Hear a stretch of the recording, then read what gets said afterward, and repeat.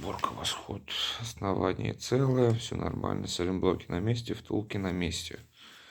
Так она вся внешне целая. Спидометр рабочий абсолютно.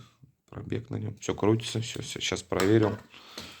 Гаечка, шайбочка. Все на месте. Замок без ключа. 2 глазочка. Штекер, как положено.